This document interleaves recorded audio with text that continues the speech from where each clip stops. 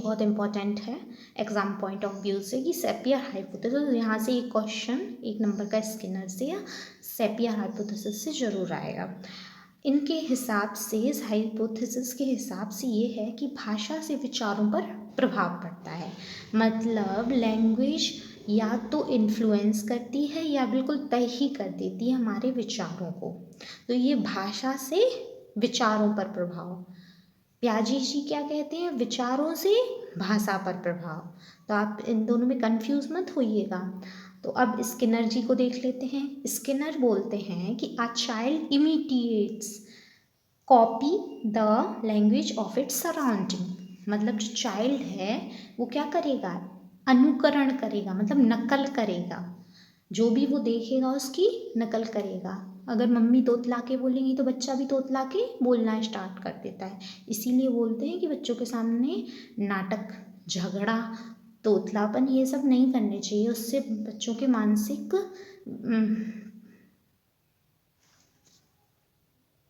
तो फिर स्किनर जी बोलते हैं कि बच्चा अपने पर्यावरण की अनुकरण या फिर नकल करके अपने माता पिता को देखकर या अपनी सराउंडिंग को देखकर सीखता है।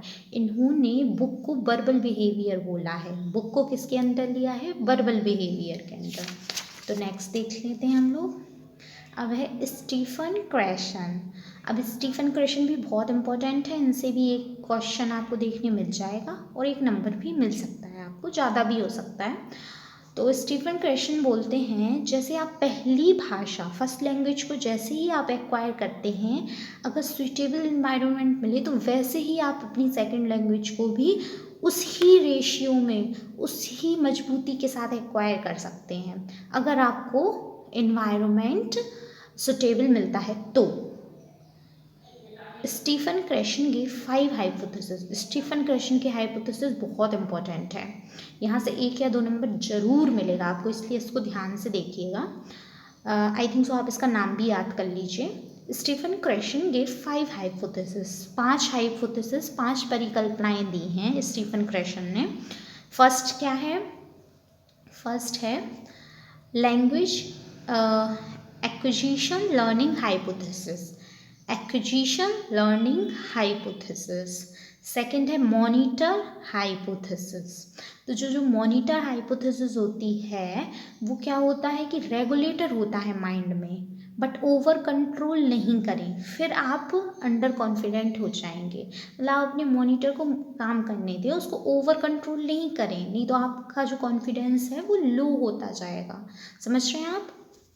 तो फिर आपको क्या करना है कि एक तो होता है ओवर यूज़, एक होता है अंडर यूज़। तो आपको मॉनिटर करना है, आपको ऑप्टिमल यूज़ करना है, ऑप्टिमल यूज़। ना तो आपको ओवर यूज़ करना है, ना आपको अंडर यूज़ करना है। ओवर यूज़ में क्या होगा कि फ्लुएंसी तो होगी आपकी बोलने में, आप बहुत अच्छा बोलेंगे, बहुत अच्छी स्पीकिंग होगी आपकी, लेकिन एक्यूरेसी नहीं होगी, एक्यूरेसी बहुत कम होगी। अंडर यूज़र्स को क्या होगा कि फ्लुएंसी कम होगी, वो अटक अटक के बोलेंगे, हिचक हिचक के बोलेंगे, लेकिन एक्यूरेसी एकदम बराबर होगी, बराबर से चलेगी एक्यूरेसी, लेकिन फ्लुएंसी खराब है। तो इन दोनों कंडीशन में कभी भी बच्चा बेस्ट परफॉर्मर नहीं होगा। बेस्ट परफॉर्मर कहाँ होगा, ऑप्टिमल यूज़ में, जहाँ आपकी फ्लुएंसी भी अच्छी हो और आपका कॉन्फिडेंस के साथ आपकी एक्यूरेसी भी बढ़िया हो, तो वहाँ आपको कॉन्फिडेंस भी मिलेगा। तो अब नेक्स्ट देखते हैं इनकी third hypothesis, natural order hypothesis.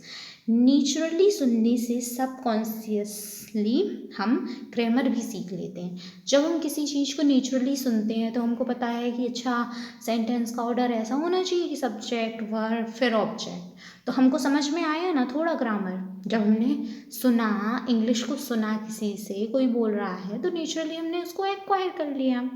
अब फोर्थ हाइपोथेसिस है इनपुट हाइपोथेसिस। इसमें हमेशा रूल होता है +1 का, मतलब आपको एक लेवल ऊपर जाना ही है। इसमें टारगेट होता है +1 का। इसमें आपको एक ऊपर अपने करेंट लेवल से, मतलब मान लो आपको अभी वॉकिंग में आप तेज हो तो आपको अब वॉकिंग से एक स्टेप ऊपर जाके रनिंग करनी होगी। तो इसी प्रकार यहाँ पे भी +1 का क्राइटेरिया चलता है, +1 करेंट लेवल से थोड़ा ऊपर ही हो। Input means help of teacher, tutor of language, means आपको एक +1 इनपुट दिया जाएगा, आपको +1 हेल्प की जाएगी, है ना, वो टीचर्स के थ्रू हो सकती है, ट्यूटर के थ्रू हो सकती है। फिफ्थ हाइपोथेसिस है effective filter hypothesis, affective filter hypothesis. Affective filter hypothesis नाम जरूर याद कर लीजिएगा। रिलेटेड टू इमोशंस, ये जो अफेक्टिव फिल्टर हाइपोथेसिस है ना, वो इमोशंस से रिलेट करती है, आपकी भावनाओं से रिलेट करती है। अगर एंजाइटी हाई होगी तो कॉन्फिडेंस लो हो जाएगा, है ना, और कॉन्फिडेंस अच्छा है किसी के अंदर तो उसके अंदर जाहिर सी बात है कि एंजाइटी नहीं है, या फिर किसी और टाइप की एंजाइटी होगी, but speaking anxiety, social anxiety नहीं है, बट तो इससे ये पता चलता है। तो ये जो फिल्टर वाला हाइपोथेसिस है हमारा, वो इमोशंस को रिलेट करता है, कॉन्फिडेंस, हमको क्या बताता है कि हमको हमेशा मोटिवेटेड रहना चाहिए। तो मतलब I think so that's it for this class. तो मुझे लगता है आपको अच्छी लगी होगी क्लास। अगर आपको अच्छी लगी है तो लाइक शेयर सब्सक्राइब जरूर कीजिए एंड